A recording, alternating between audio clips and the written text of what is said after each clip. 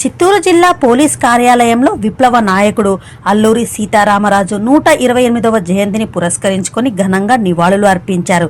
జిల్లా SP Shri VN Manikantha Chandolu IPS Alluri చిత్రపటానికి పూలమాల వేసి శ్రద్ధాంజలి ఘటించారు. ఈ సందర్భంగా ఆయన మాట్లాడుతూ అల్లూరి సీతారామరాజు దేశ స్వాతంత్ర పోరాట చరిత్రలో చిరస్థాయిగా నిలిచిన వీరుడని, ఆయన 1897లో పడ్రంగి గ్రామంలో జన్మించి గిరిజన హక్కుల కోసం బ్రిటిష్ దమన విధానాలను ఎదుర్కొంటూ రంప తిరుగుబాటుకు నాయకత్వం వహించారని ఆయన గుర్తు చేశారు. ఎస్పీ గారు పేర్కొంటూ అల్లూరి గారి త్యాగం, ధైర్యం ప్రతి పోలీస్ అధికారికి ఆదర్శం కావాలని, ప్రజల హక్కులను కాపాడే విధంగా న్యాయం కోసం పనిచేయాలని ఆయన అన్నారు.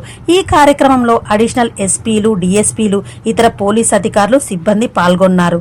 అల్లూరి గారి స్ఫూర్తి అనుసరించి సేవ చేయడమే ఆయనకు నిజమైన నివాళి అని ఎస్పీ గారు స్పష్టం చేశారు.